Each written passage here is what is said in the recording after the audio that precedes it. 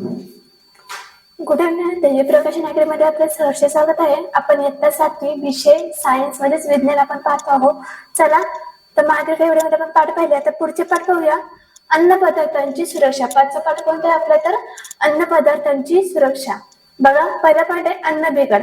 अन्नाचा रंग, वास, चव किंवा दर्जा खालवणे म्हणजेच काय, अन्न बिघड. तर अन्न बिघड म्हणजेच काय, अन्नाचा रंग, वास, चव किंवा त्याची दर्जा खालवणे म्हणजेच काय, अन्न बिघड होय. आता कारण काय ते बघा, नैसर्गिक कारणे. उदाहरण, फळांचा रंग काळा पडणे. मानवी चुकीची साठवणूक, रासायनिक अभिक्रिया व सूक्ष्मजीवांचा प्रादुर्भाव, त्यामुळे काही काय असतात, अन्न बिघड म्हणजेच अन्नाचा नासाडी तिथे होते. बघा, दुसरा पॉईंट आहे अन्नामध्ये बिघड होते. आता दुसरा पॉईंट आपला अन्नाची नासाडी. संख्यात्मक आणि गुणात्मक. संख्यात्मक नासाडी म्हणजे जेवताना पंक्तीतील अन्न वाया घालवणे, म्हणजे हे अयोग्य साठवणूक किंवा पेरण्याची काय चुकीची पद्धत आहे. आता हे गुणात्मक म्हणजे भाज्या चिरल्यानंतर धुणे, अन्नाचा अतिवापर किंवा अन्न शिजवण्याची चुकीची पद्धत वापरण्यामुळे पोषक घटक आहेत ते नष्ट होत जातात.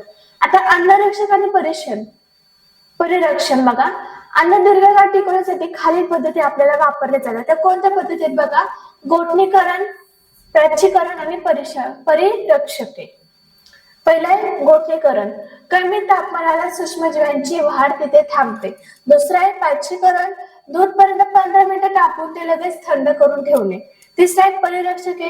नैसर्गिक आणि रासायनिक काय असतात, म्हणजे नैसर्गिक म्हणजे मीठ, साखर, तेल आणि विनेगर, सायट्रिक ऍसिड हे काय परिरक्षके आहेत. तेव्हा काही अन्न आपल्या दीर्घकाळ ठेवण्यासाठी या पद्धती आपल्या इथं वापरले जातात.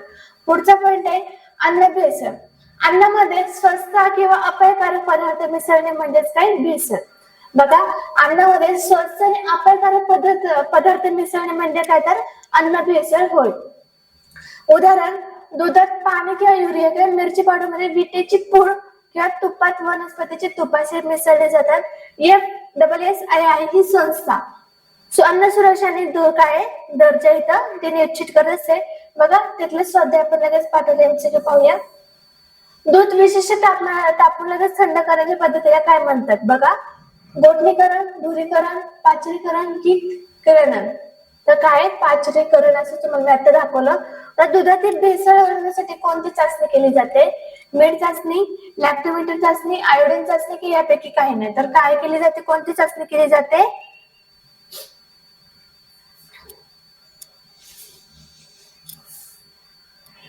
लॅक्टोमीटर ही चाचणी तिथे केली जाते. तिसरा बघा, मिरची पावडर मध्ये प्रामुख्याने कशाची भेसळ केली जाते, पपईच्या बिया, मिठाची पूड, गृहकिस्त पांढर मिठाची पूड. आता अन्न सुरक्षा आणि मानके प्राधिकरण म्हणजे FSSAI ही मुख्य कार्य काय करते, अन्न उत्पादन वाढवणे, अन्नाची किंमत कमी करणे, अन्नाची दर्जा सुरक्षा निश्चित करणे, शेतीला मदत करणे. तर अन्नाच्या दर्जावर सुरक्षा काय तिथे निश्चित करणे, हे काम तिथे करत असते. खालीपैकी कोणते नैसर्गिक परिरक्षक नाही आहेत, विनेगर, सायट्रिक ऍसिड, मीठ, सोडियम नायट्रेट. तर मीठ ऑप्शन करेक्ट आहे आपला. अन्नाची गुणात्मक नासाडी कशामुळे होते, अयोग्य साठवणूक, पंक्तीतील अन्न नष्ट करणे, भाज्या चिरल्यानंतर धुणे, उंदराचा प्रादुर्भाव. तर भाज्या चिरल्यानंतर धुणे. 6वा धडा आहे आपला भौतिक राशीचे मापन. आता भौतिक राशी म्हणजे दैनंदिन जीवनात आपण अनेक गोष्टीचे मापन करतो. ज्या राशीचे मापन करता येते त्याला काय म्हणलं आहे, भौतिक राशी. दैनंदिन जीवनामध्ये आपण दैनंदिन काय असतं, अनेक गोष्टीचे मापन करतो, पण ज्या राशीचे मापन होते त्यालाच काय म्हणतात, भौतिक राशी असं म्हणले जातात. आता 2 प्रकार पडतात, आदिश राशी आणि सदिश राशी. आता आदिश राशीमध्ये ज्या राशी केवळ परिमाणाने पूर्णपणे व्यक्त करता येतात, उदाहरण लांबी, क्षेत्रफळ, वस्तुमान, तापमान आणि काळ, हे आदिश राशीमध्ये ते पूर्णपणे व्यक्त करतात. आता सदिश राशी, ज्या राशी व्यक्त करण्यासाठी परिमाण आणि दिशा दोघांची काय गरज असते, उदाहरण विस्थापन, वेग आणि बल. आता दुसरा पॉईंट आहे वस्तुमान आणि वजन. आता वस्तुमान, पदार्थातील द्रव्य संचलन वस्तुमान म्हणतात. कशा म्हणतात, तर द्रव्य संचलनाला वस्तुमान म्हणतात. पदार्थातील द्रव्य संचलनाला वस्तुमान म्हणतात. हे जगात कुठेही बदलत नाही, त्यांचे एकक किलोग्राम मध्ये असतात. त्यांचे एकक कशामध्ये असतात, तर किलोग्राम मध्ये असतात. बघा आता वजन, एखाद्या पदार्थाला पृथ्वीच्या गुरुत्वीय बलाने आपल्या केंद्राच्या दिशेने काय होते, ओढते, त्या पदार्थाला वजन म्हणलं जातं. एखाद्या पदार्थाला पृथ्वीच्या गुरुत्वीय बलाने ते आपल्याकडे दिशेने केंद्राच्या दिशेने ओढते, त्या पदार्थाला काय म्हणलं आहे, वजन म्हणलं आहे. वजन एका ठिकाणापासून बदलू शकते, त्यांचे एकक न्यूटन मध्ये आहे. आता बघा प्रमाणित मापन, मापनात अचूकता येण्यासाठी प्रामाणिक मापनाची असते एककाची गरज असते. एमकेएस पद्धत, सीजीएस पद्धत आणि एसआय पद्धत. बघा एमकेएस मध्ये मीटर, किलोग्राम आणि सेकंद, सीजीएस मध्ये सेंटीमीटर, ग्रॅम आणि सेकंद, एसआय पद्धत मध्ये इंटरनॅशनल सिस्टीम ऑफ युनिट्स मध्ये सतत पायाभूत राशीवर आधारित असल्याची जगभर वापरली जाते. चौथा पॉइंट आहे मापनातील अचूकता आणि त्रुटी. मापन करताना योग्य साधनाचा वापर करणे असं तिथे आवश्यक असते. मौल्यवान आणि अत्यंत कमी प्रमाणात लागणाऱ्या पदार्थ म्हणजे उदाहरण सोने आणि औषधे मापन अत्यंत काय अचूक तिथे करावे लागतात. त्रुटीची कारणे बघा, अयोग्य साधनाचा वापर किंवा साधनाचा चुकीच्या पद्धतीने वापर करणे. पाचवा पॉइंट आहे प्रमाणित वजने व मापे. ग्राहकांची फसवणूक टाळण्यासाठी सरकारने वजन मापे उपविभाग स्थापन केला आहे.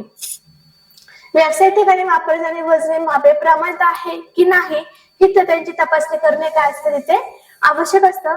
तर स्वाध्याय त्याच्यामध्ये ज्या राशींची केवळ परिमाणाच्या म्हणजे सहाय्याने पूर्णपणे व्यक्त करता येतात त्यांना काय म्हणलं जातं, सदिश राशी, अदिश राशी, पायाभूत राशी की यापैकी काय. तर अदिश राशी, ज्या राशीच्या केवळ परिमाणाच्या काय सहाय्याने पूर्णपणे व्यक्त करता येतात त्याला अदिश राशी असं म्हणलं गेलेलं आहे. दुसरं आहे पदार्थातील द्रव्य संचलन काय म्हणतात, वजन, आकारमान, वस्तुमान की घनता. तर पदार्थातील द्रव्य संचलन काय म्हणलं गेलं आहे, वस्तुमान. वजन मोजण्याचे प्रमाणित एकक कोणते, किलोग्रॅम, मीटर, न्यूटन का ग्रॅम. तर न्यूटन. वजन मोजण्याचं कोणतं आहे, न्यूटन.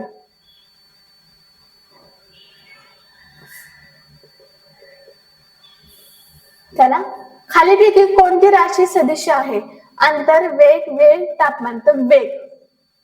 एमकेएस मापन पद्धतीने लांबी कशामध्ये मोजली जाते, सेंटीमीटर, किलोमीटर, फूट की मीटर. तर मीटर मध्ये मोजली जाते, कशामध्ये, तर मीटर मध्ये.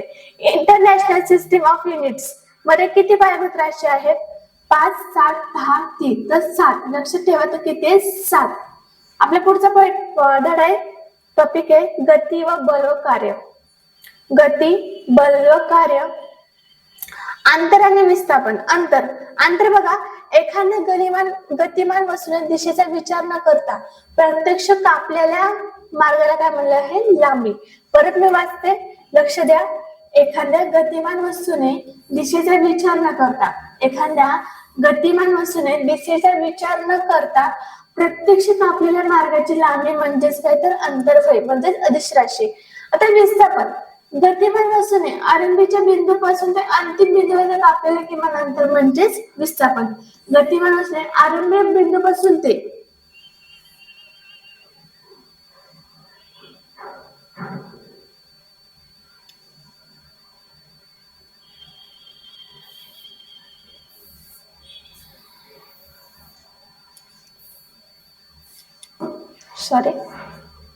बघा विस्थापन, गतिमान वस्तू आरंभीच्या बिंदूपासून ते अंतिम बिंदूपर्यंत कापलेले अंतर म्हणजेच काय, तर विस्थापन होय.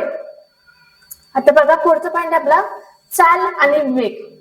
चाल, एकक काळात वस्तूने कापलेले अंतर काय, तर एकक काळात वस्तूने कापलेले अंतर म्हणजेच काय, चाल. तर वेग, एकक काळात वस्तूचे एका विशिष्ट दिशेने झालेले विस्थापन. वेगाचे एकक मीटर मध्ये सेकंद आहे. बघा लगेच तिसरं पॉइंट आहे त्वरण. वेगामध्ये होणाऱ्या बदलाला काय म्हणलं आहे, त्वरण म्हणलं गेलेलं आहे. चौथा पॉइंट आहे बल आणि त्वरण. वस्तूच्या वेगांची दिशा बदलण्यासाठी किंवा वेग वाढवण्यासाठी बलाची जास्त गरज असते.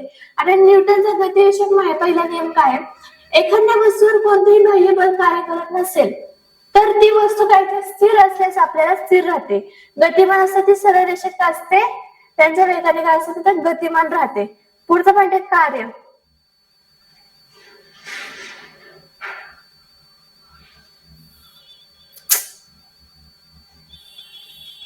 जेव्हा बल लावले असतात वस्तूचे विस्थापन होते तेव्हा कार्य कसे झाले असे म्हणतात. सूत्र VWF मल्टिप्लाय एस म्हणजेच डब्ल्यू बरोबर एफ गुणिले एस कंसामध्ये द्यायचंय. कार्याची एस हा 1 जूल आणि सीची एस हे एकक अर्घ काय आहेत. स्वाध्याय बघा आपण पाहूया. एखाद्या वस्तूच्या आरंभीच्या बिंदूपासून अंतिम बिंदूपर्यंत कापलेल्या किमान अंतराला काय म्हणलं आहे, विस्थापन. म्हणजेच विस्थापन म्हणलं गेलं आहे. त्यांनी पॉइंट आपले दिलेत, अंतर, चाल, विस्थापन, त्वरण. तर आपलं आहे विस्थापन. वेगामध्ये होणाऱ्या बदलांच्या दराला काय म्हणले, कार्य, त्वरण, बल की विस्थापन. तर त्वरण काय म्हणलं गेलं आहे, त्वरण. तिसरं आहे कार्य मोजण्याचे एसआय पद्धतीत एकक कोणते, न्यूटन, वॉट, जूल का अर्ग. जूल. तर आपला ऑप्शन काय आहे, जूल. आता न्यूटनच्या गतिविषयक किती नियमानुसार बल लावले असताना वस्तूची गती स्थिर राहते. दुसरा नियम, तिसरा का पहिला की चौथा. तर पहिला नियम. एकक काळात झालेल्या विस्थापनाला काय म्हणलं आहे, चाल, वेग, अंतर, बल. तर काय म्हणलं आहे, वेग. पुढचं टॉपिक आहे स्थितिक विद्युत. विद्युत प्रभार. प्रत्येक वस्तूत विद्युत प्रभार हा सुप्त अवस्थेत असतो. कसा असतो, सुप्त अवस्थेत असतो. जेव्हा दोन विशिष्ट वस्तू एकमेकांवर घासले जातात, जेव्हा दोन वस्तू एक विशिष्ट वस्तू ते असे घासले जातात, तेव्हा त्यांना प्रभार हा कार्यान्वित होत असतो. बघा प्रकार, धन प्रभार, ऋण प्रभार. यांच्या सजातीय प्रभारामध्ये प्रतिकर्षण होते, त्या विजेती प्रभारामध्ये काय असते, आकर्षण होत जाते. घर्षण विद्युत. दुसरा पॉइंट आहे घर्षणामुळे निर्माण होणाऱ्या विद्युत प्रभाराला काय म्हणलं आहे, घर्षण विद्युत असं म्हणलं आहे. हा प्रभार केवळ घासलेल्या जागेचा असतो आणि तो थोड्या वेळेसाठीच असतो, तिथे टिकतो, म्हणून त्याला काय म्हणलं आहे, स्थितिक विद्युत असं म्हणलं गेलेलं आहे. चला पुढचं म्हणजे स्वर्णपर्ण विद्युतदर्शी. हे सजीवावर किंवा वस्तूवर विद्युत प्रभार मोजण्याचे किंवा ओळखण्याचे साधे साधन आहे. यात सोन्याचे दोन पातळ पाने असतात. जेव्हा एखादी प्रभारित वस्तू याला स्पर्श करते तेव्हा ती पाने काय सध्याच्या प्रभारे एकमेकांना काय असतात, असे लांब जातात. बघा आकाशस्थ विद्युत, वीज कोसळणे, तडित रक्षक, वीज कोसळणे. ढग आणि जमीन यांच्यामध्ये मोठ्या प्रमाणात विद्युत प्रभार निर्माण झाल्याची वीज चमकते किंवा ती जमिनीवरती घडून जाते. आता तडित रक्षक उंच इमारतीचे विजेपासून संरक्षण करण्यासाठी तांब्याची पट्टी तिथे वापरली जाते, जिला तडित रक्षक असे म्हणले जातं. हीच इमारतीवर पडलेली काय वीज जमिनी काय सुरक्षित पडू सोडून देते. तर महत्वाचे मुद्दे काय, घर्षणामुळे ऋण प्रभार एका वस्तूकडून दुसऱ्या वस्तूकडे जातो. विद्युत प्रभारित वस्तूकडे हलके पदार्थ ते काय होतात, आकर्षित होत जातात. आठवडी सध्या आपण थोडक्यात पाहूया. बघा सजातीय एकसारखे म्हणजे विद्युत प्रभार मध्ये काय होते, आकर्षण, प्रतिकर्षण काहीच होत नाही की प्रकाश निर्माण होतो. तर काय होत असतं तिथे, प्रतिकर्षण हे विद्युत प्रभारामध्ये होत असते. दुसरं आहे घर्षणामुळे निर्माण होणाऱ्या विद्युत प्रभाराला काय म्हणले जातं, प्रभावी विद्युत, चुंबकीय बल, स्थितिक विद्युत, काही यापैकी काय. तर स्थितिक विद्युत असं म्हणलं जातं. कशाला, तर घर्षणामुळे निर्माण होणाऱ्या विद्युत प्रभाराला स्थितिक विद्युत असं म्हटलं जातं. तिसरं, वस्तूवरील विद्युत प्रभार ओळखण्यासाठी कोणते साधन वापरतात. बघा तापमापी, सूर्णपर्ण विद्युत शक्ती, सूक्ष्मदर्शक कड का होका यंत्र. तर सूर्णपर्ण विद्युतदर्शी हे साधन तिथे वापरले जातं. चौथं आहे ढगातून वीज जमिनीवर पडताना कोणत्या प्रभार जमिनीकडे प्रभावित होतो. धन प्रभार, उदासीन प्रभार, ऋण प्रभार ही यापैकी काय. तर ऋण प्रभार हा प्रभावित तिथे होत असतो.